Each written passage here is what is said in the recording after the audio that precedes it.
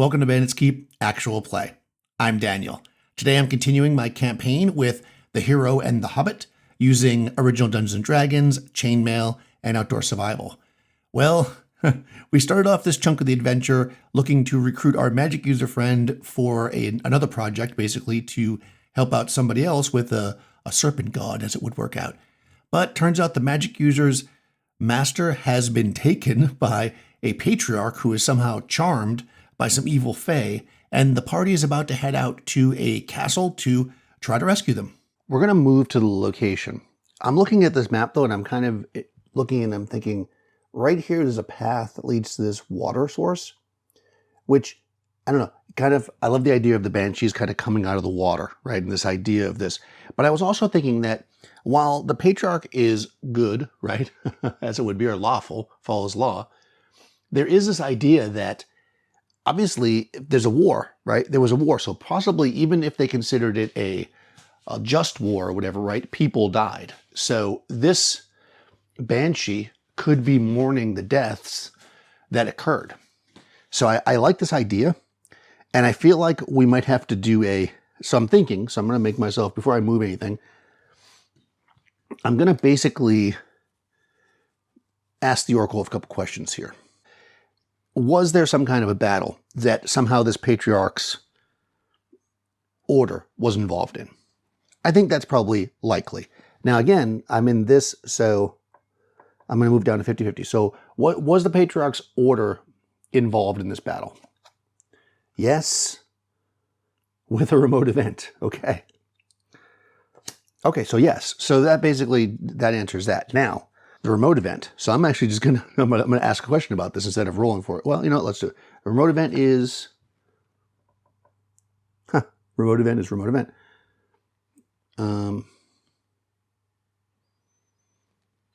Let's draw another one. Remote event is NPC positive. Okay, so NPC positive. So let's draw a couple of these cards and see how we can interpret it in a positive way. Creator growing, curious expanding, wind howling, fleeting, erratic. Okay, and this is a remote event that's positive, NPC positive. All right, we'll table that right now because I don't think that's going to matter for this. So I think what we're going to do is travel to this. So the expected. All right, I'll do one thing at a time.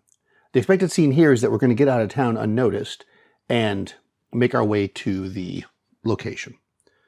So let's see if it's expected. Chaos factor 1 through 6 expected. Okay, so yes, we're able to get out of town, no problem. Again, we have 12 movement.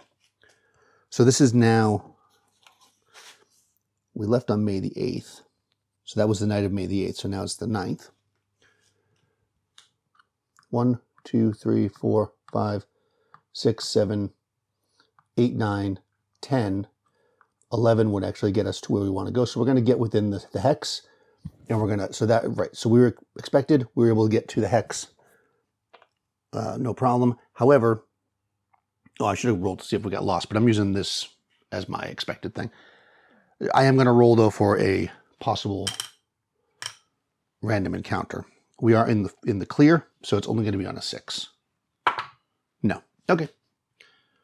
No random encounter, and we're gonna kind of spy and check the area. So now, here's the thing. Because I have this idea, I think what we're gonna do is we're gonna spy a bit. And what I want to know is, I guess we're still in the same scene. What I want to know is,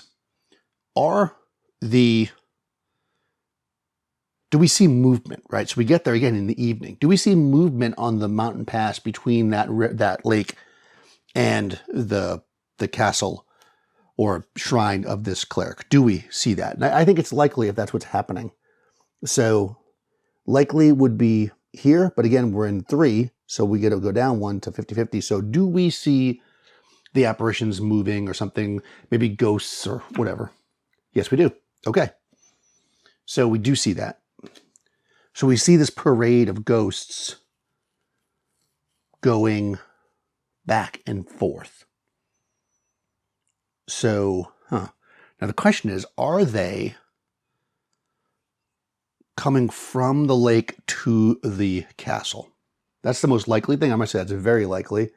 We'll bog it down 1. So 2 cards, either one is yes. And yeah, yes. Okay.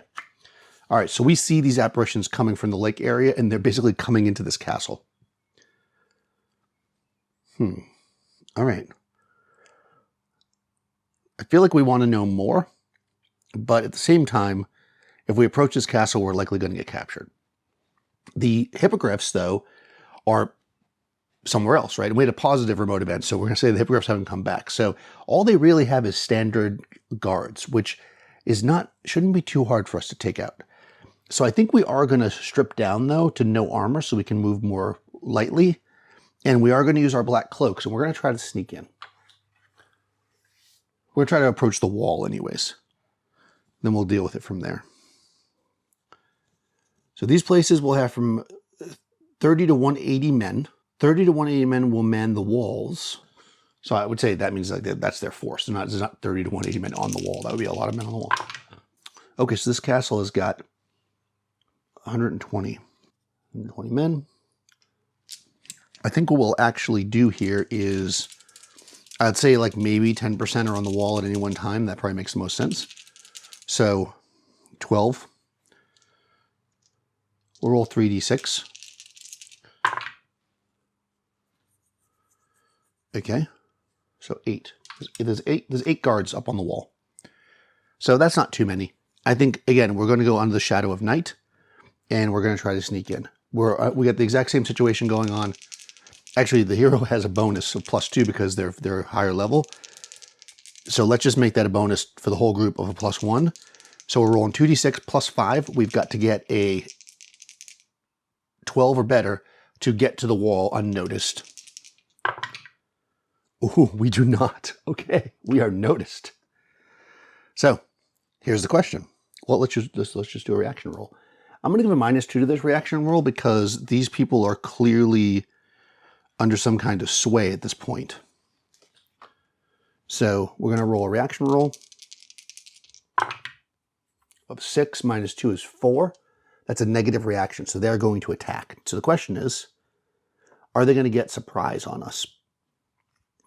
We know they're not surprised because they saw us. So are we surprised? We are. All right, they're going to get a free round of shots at us.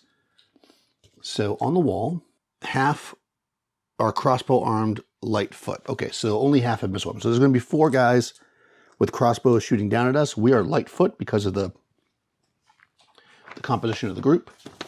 So light crossbow versus Lightfoot. This could be very bad. We're surprised, so we can't defend anybody. So this could actually take out our magic user, which would be very bad for us right now. All right, so light crossbow versus Lightfoot. 1 die per 5 or 6 hits now, and there's going to be 4 of them. The question is range. So normally in an encounter you would roll, but they're also on top of a wall. So I'm going to add 60. 62 tall for a castle wall. I'm going to add 30 to this. I'm going to roll the surprise distance. So 60 plus 30 for the wall, so 90. That puts them at medium range, so no difference. So I'm going to roll 4 dice. 5s and 6s are hit. Oh, only 1 hit. So 1, 2, 3, 4, 5, 6. 3, 4. So it hits the hero, which means it doesn't hit anything. The hero chips to the side as an arrow sticks into the ground, and we see these guys on the roof. Well, unfortunately, we don't have much of a choice but to take them out. So we could just use a sleep spell because there are Heavyfoot up there with them. And so let me just take a quick second to do a strategy here. They've got a longbow. They have a longbow. Yeah, I don't think that we would be able to necessarily kill them all in one round, which is what we need to do. So I think what we're going to do is they're going to cast a sleep spell. The hero's going to move in front of them, which is, I'm not going to count that as movement as far as losing your missile fire, but they're going to move in front to defend them. So they're going to be defended by the hero. They are, which means any hit against them will hit the hero. They're going to shoot their bow. They're going to shoot their bow. And again, we're not wearing any armor right now. So missile fire is all simultaneous. They're using light crossbows, which can fire every turn, but just once.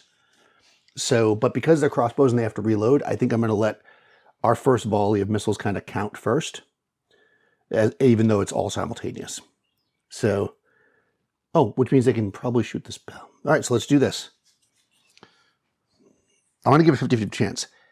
Can, which means -1, unlikely. I'm going to roll 2 cards here. They both have to be yes. Can we get the sleep spell off before they get to shoot a volley with their bows? No. Exceptional no. Okay, so that means definitely not. I'm going to treat that actually as I'm not even going to do what I said. Everything's still going to be simultaneous. So let's do them first. They get 4 dice. They only get 1 hit, and since the hero is protecting, it doesn't matter who it hits because 1 won't kill anybody. So now our group gets to shoot back.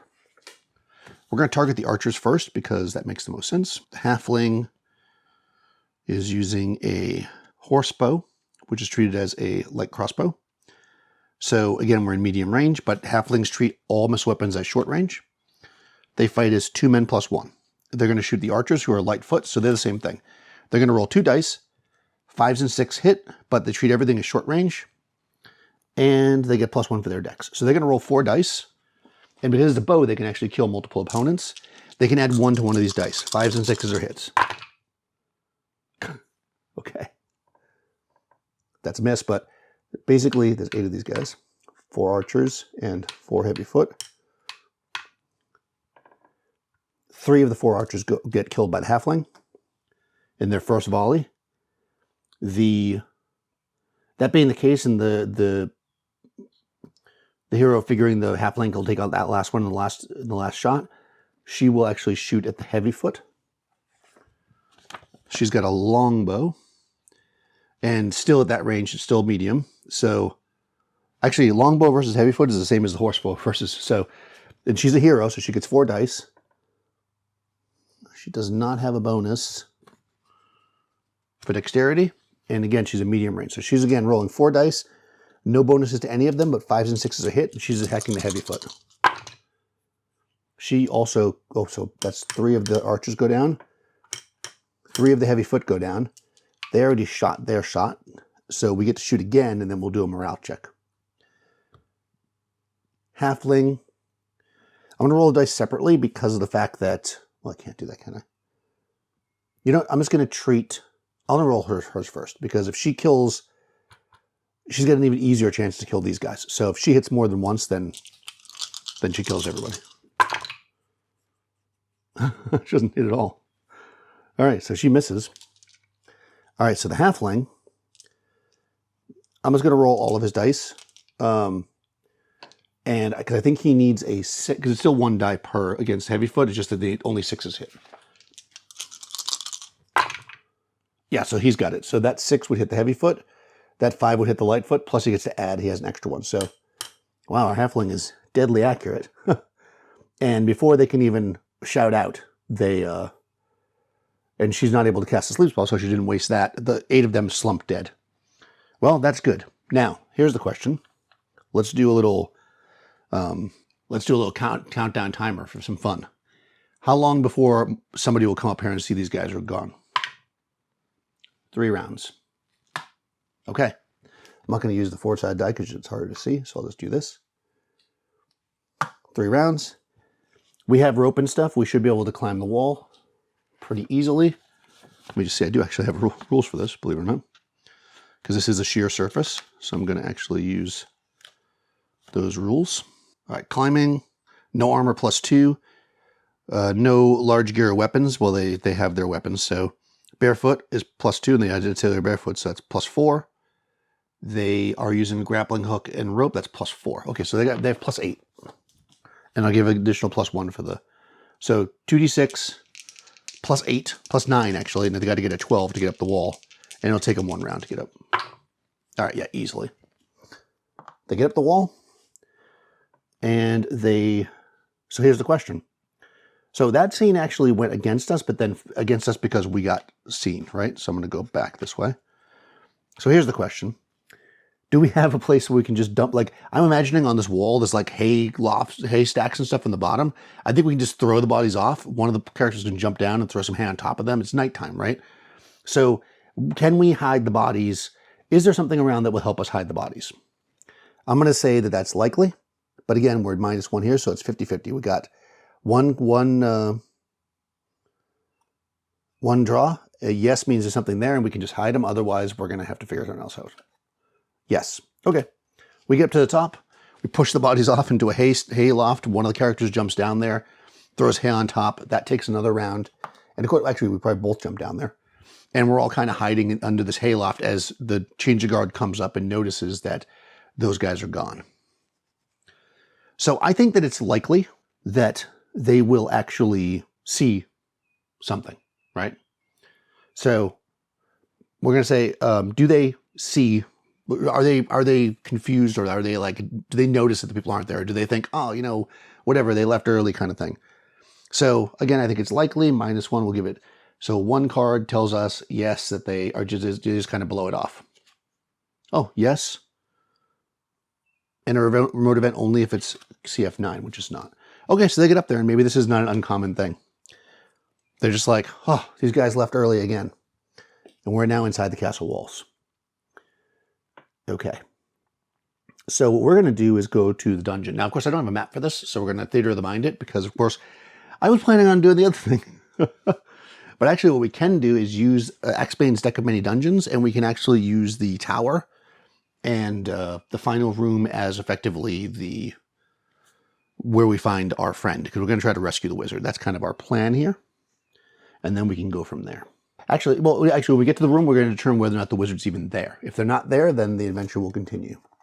Either way, I feel like there's something that's opened up here that we're going to need to deal with. Okay, we're going to use Axbane's Deck of Many Dungeons here, but before we do that, let's figure something else out. So I kind of made the assumption, because I got ahead of myself, that we'd be able to just get to the dungeon, the tower, right, and get to the dungeon.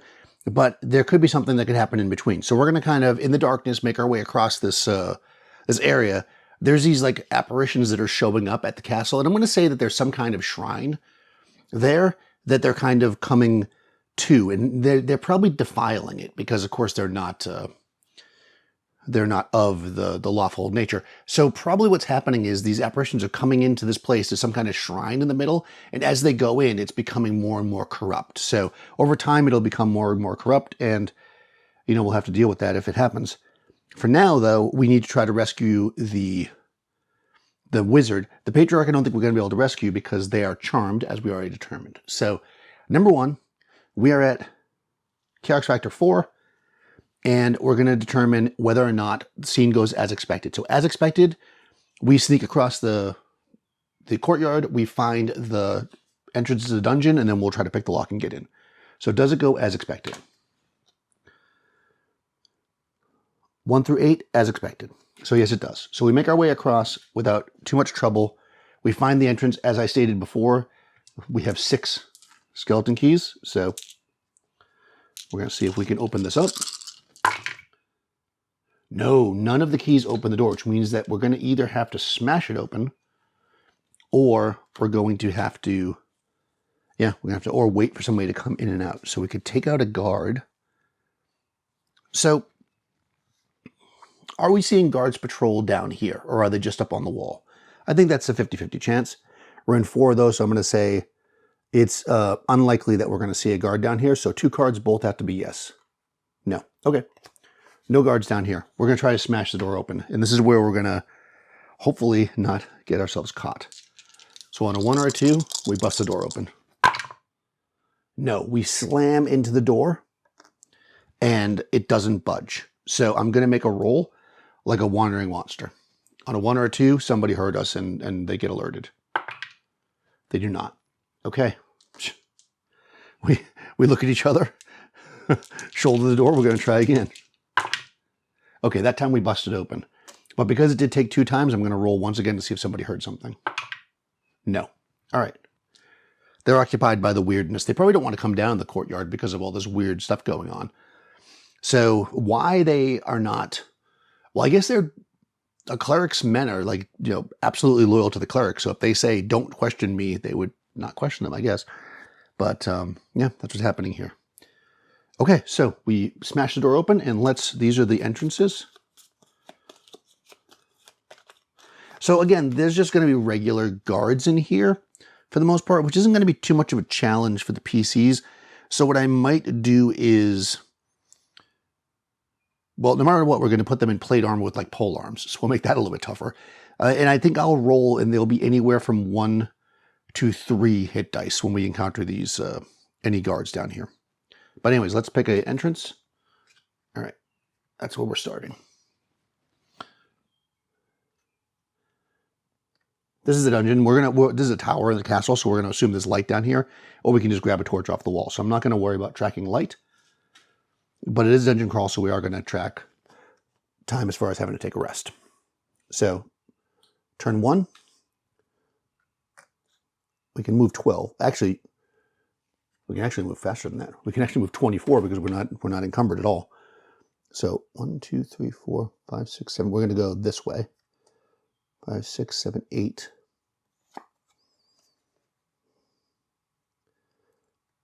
We'll just assume that's like a mess. 9, 10. Okay, so we can get to this door for sure. And we can listen. That's a hard lock. Okay. It's upside down. Let me see if I can read it here. It says there's some treasure in there and a hard lock. Okay. So again, the wizard's going to be in the last room, so it won't be here. But there might be a monster in here. We're going to listen at the door. We have 2 demi-humans and a human. So demi-humans here on 1 or 2. Humans only on a 1. Okay, yeah. If there's something in there, the hero heard. So is there a creature in this room? Or guards? On a 1 or a 2 there is? No. Okay. We're going to use our skeleton keys again.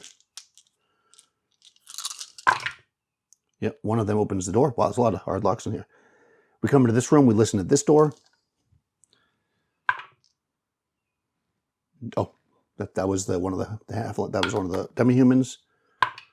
The second one here, something. Okay, so again, that's probably the first turn. So again, 1 turn. Sorry, I'm rolling a lot of dice without explaining what I'm doing. They make their way up, because their movement is 24 now. So they make their way up to here. That's only half a move. They listen. They open this door easily. They listen here. So now we're in this door with that door closed behind us. We don't hear anything in that room. I'm sorry, we do hear something if there's something in that room. So I'm going to give actually a higher chance that there's something in this room because there is some treasure in there. So 1 through 3, there is something in the room. Okay, there is, and we hear them. Now, again, they're going to be guards. They can be up to, I'm going to do the same thing, 3 to 12 of them. That's a pretty big room.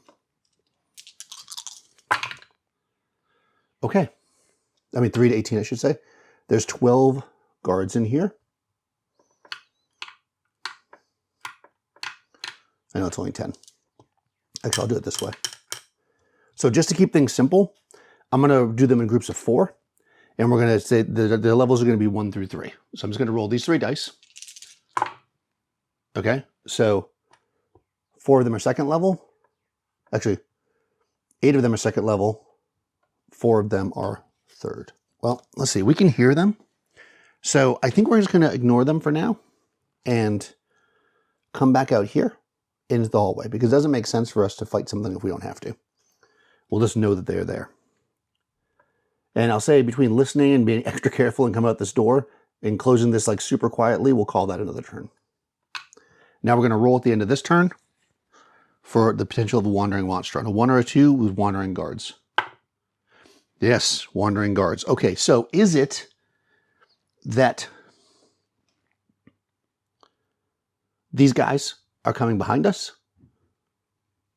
I think that's unlikely. So unlikely, but we'll move it down 1 to very unlikely. So 3 cards all have to be yes. Yes. Yes. Yes. Okay, so so now's the question. I mean, it seems very likely that we would not be surprised here, so I'm only going to allow us to be surprised on a 1, and they're surprised on a 1 or a 2. We are surprised. Okay, so I'm guessing that means that we kind of like are trying to close this door as careful as possible, and then they immediately see us and react, because obviously people aren't supposed to be in here, and they're going to charge forward. So let's get the distance. Okay, I only rolled 2, so they're actually right there. So let's do the oracle again. And I'm just going to do a straight 50-50. I'm not going to worry about that. Are we like down the corridor a bit and they come out this door? And if not, then we'll be right at the door. No. Okay, so we're right at the door. So we're literally about to close this door as quietly as possible, and this door flies open. We are surprised, and a number of guards is there. They're going to be hostile, I would imagine, so I'm going to add or subtract 2 from their reaction roll. Oh, that's actually a positive reaction, which drops them down to hesitant, so they yell to us, "Hey, you shouldn't be in here. Stay where you are." So here's the question. Do we want to confront these guards? Now, they're in plate mail, so we are faster than they are. So we could run. All right, so they're going to move up on us with the pole arms to kind of, arrest us effectively. We're going to run. The plan is going to be we're going to run to here and stop, and then hopefully they're going to follow us, and when they come through, we'll get past through fire with our bows and try to take at least a couple of them out before they get to us. Let's roll initiative. We are white. They are black. They're faster than us, so they move up on us, so we can't actually break before they close in on us. We could retreat at this point, but they'll get a free hit, so I think we're just going to fight. When they come up with their pole arms, we, kind of quickly draw our swords. No, she has a mace, so she draws her mace. The halfling draws their sword. This elf is going to stay behind, because again, she's the most likely to get hurt, so she's not fighting. She kind of backs up a little bit, although we were surprised. But this is the next turn, so... No, we lost initiative. I'm going to say that all 3 of us are in the door. We draw our swords, and we're going to have to fight. Well, we don't have to fight, but we're going to. So, a door like this, I think 4 wide. So the question is, I'm just going to roll a d4. How many of the 4 in the front are the 3 hit dice guys? 2. All right, so 2 3-hit dice. And 2 2-hit dice guys step into the door with pole arms. And we draw our weapons and step forward to fight them. Yeah, I think the hero can still protect this person. I would judge that's okay. So melee is simultaneous, so let's just do this. Halfling has a sword, which is heavy foot. This could be very bad for us right now. Probably should just give up, but let's see what happens. By the way, so when you reach 0 in this, you are defeated. And I think because these guards are guards, they're very likely going to capture us. So if we do go down, we probably won't be dead. We'll give it a chance, but... Okay, so looking at abstract combat. Heavy foot versus armored is 1 die per 2. He fights his 2 plus 1, so he's only going to roll 1 dice. 1 die, I should say. Oof, okay. 1 die. Oh, you know what? Should we do man-to-man combat? No, there's still too many of them to do man-to-man. So he's going to roll 1 die, plus 1. If he gets a 6, he injures one of the people in the front. He does not. Okay, she is exactly the same, but she's 2, right? So she's going to roll 2 dice, no bonus, but she has a mace plus 1, so she gets to roll an extra die. So she's going to roll 3 dice. Again, she needs to get 6s. Nothing. Okay, first round the party scores no hits. Now the enemy, this is where armor is very good. The enemy is armored foot versus light foot, 1 die per man, 4 to 6 hits. And they've got 2 hit dice, guys, so I'll roll that first. 4 through 6s are hits. That's 4 hits. And they have 2 3-hit dice, guys. I think we're about to be captured.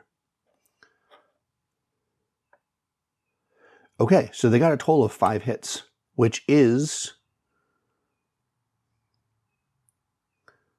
Yeah, they get no bonuses. Okay, so here's the question.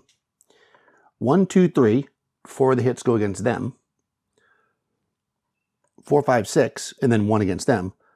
4, 5, 6, 2 against them, 3 against them, meaning they're still standing. So who's going to be standing at the end of this round? Let's roll a d6. Okay, the halfling is still up. The hero drops. And they are now going to, they say, they look at the magic user and say, run. And they're going to try to retreat. All right, so let's see. Do we get initiative? They're going to tell the magic user to run anyways, because this might be our new character. Simultaneous. I'm tempted to give it to the halfling because they have a dexterity bonus, but I will just roll again. No, the enemy gets initiative. Okay, she's not engaged, so she can run. So she runs back to the corner. He is engaged. Now, honestly, okay.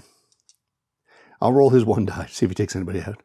Actually, I'm going to roll theirs first because they won initiative. And so again, 4, 5s, and 6s are hit. Yeah, one. No, it had to be simultaneous for the player character. So that doesn't get him yet. He has 1 hit against him. And that's enough. Okay. So again, they're both, again, unconscious because they would be captured. Our magic user runs off to the corner. So how many of these 12 I'm going to do run forward? Because these guys are down. They don't want to leave at least 2 people there to make sure they're covered. So I'm going to say, I'm going to roll 2d6. But if it's all 12, then it'll just be 10. All right. All right, so 10 of them are going to chase after her. Again, her movement is 24, so she runs this round where they attack the halfling to here. 10 of them run forward to here, leaving only 2. She's going to throw a sleep spell. And actually, I think... All right, so let's do something here. I'm going to give a 50-50, which is going to come up as unlikely, so both have to be yes. Are the 2 guys that are over these bodies, are they in the range of the sleep spell? No. And there's a remote event from 4 to 9. So we have a remote event as well, which we'll deal with in a second. So she's going to throw a sleep spell. There's no way in heck she can take out these armored guys. So... Because they can't, the reason why I'm having rolling initiative is because even with their full movement, they can't get to her this round. So she can definitely throw a sleep spell before they get to her. So this is going to work like this. If she doesn't take out all 10 of them, then any remaining ones are going to run up and capture her effectively because she's not going to be able to, I mean, she has no armor and 1 hit die. All right, here we go. Sleep spell. 2 to 12 second level types, 1 to 6 third level. Okay, so, all right. So how many of these 10 that ran up are third level? 2. All right. So 1 to 6 of those go down. Okay, both third level guys drop. And then, did I say 2 to 12? So there's 8 guys left. Yep, there's 8 guys left. 2 to 12 of them go down here. 7. Okay. All right. So 1 guy runs up. Okay. We may do a quick change here for a second here. 1 guy runs up. 4 through 6, they hit the magic user and she's captured. 1 through 3, they do not, and she will be able to do something next round. Okay, they charge up on her and whack her with the polearm, and she drops. But I almost forgot. He's 1+1, which means I got to roll a d6. If I get a 6, he's actually not down, and he's standing. He's got 2 guys over him. And yeah, let's see. Here we go. Yes. Okay. 2 guys stood over them, the 2 third level guys, I guess. And they, all right, so hold on a second. So 1 third level guy, no, 2 third level guys are asleep. And 7 second level guys are asleep. So he has 2 third level guys over him who don't realize that he's up. And when they reach this round, when they're kind of like holding their swords over them. So I'm going to do this. I'm going to do a stealth, just like we did before. If I roll, he's got +4. If I roll 12 or better, he basically is going to get a surprise round against them. If not, we'll roll initiative. No. plus 4 would be 11. Okay, so it's going to be a regular round. So he's on the ground, they step down, and he swings up with his sword. He just gets 1 die. And he gets a bonus to it. Nothing. Okay, the 2 of them swing back down on him. They actually are, 3 hit dice. Well, I think that might be, yep, that's it. All right. So he tries to make a swing and then poof, and he's unconscious. All right, so our 3 characters have been taken prisoner. I guess we'll see what happens when we come back to the hero and the halfling. This is very interesting. They're going to have to try to escape, I guess. And that'll have to be another time. All right, well, normally you'd see the closer here, which you will in a second. But I realized as I was watching this back that I kind of was unfair to my magic user. They were 14, I think. I'd have to go back and count it again. Squares away from this fighter when they charged at them in the plate mail armor. They could only move 6. So unless they stood there for 2 turns, or 2 rounds rather, frankly, they wouldn't have been able to do it. So what I'm going to say is this, just to kind of not overly complicate things and go back to the table.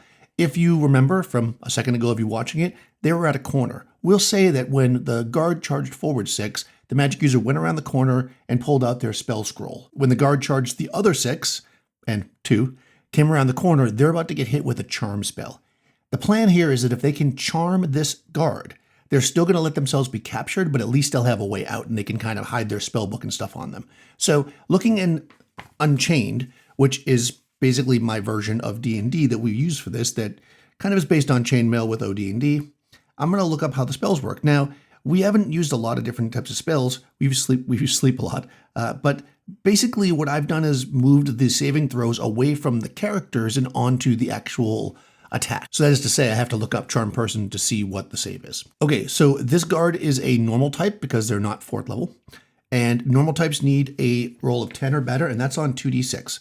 So I'm going to roll 2d6. If I get less than 10, the guard's going to be charmed. She's going to basically hide her. Maybe the guard's going to take from her the spellbook and scroll, but they're going to hide it and basically say they didn't have anything on them. They're going to capture her, bring her with the rest of the party to a place, and we'll see where it goes from there. Probably leave her with things like her skeleton keys and stuff like that. So let's see if it works. If it does not work, then we're going to have to roll initiative again, and maybe she'll run outside because she's close enough now that they could catch her in 1 turn. So let's just see. Here we go. 2d6, 7. The guard is charmed. Now, an OD&D charm is quite powerful, and it is effectively permanent. So she charms the guard. She says, come here, take this bag, has my spell book, this scroll, skeleton keys, a couple other items. Hold it, say I didn't have anything, take me back to my friends, act like nothing's happened, and come see me tonight when nobody's around. And we'll leave it at that. If you've been enjoying these actual plays, and I hope you have, please do take a moment to like the video, subscribe to the channel, do all the good YouTube stuff. If you check the description below, you'll see links to most of the stuff I use here. If there's something I'm using that you have a question about, please do ask. I'll try to put a link. Also, check out a link to my Discord server, join the conversation over there, and my Patreon if you want to support the channel. I'll talk to you soon.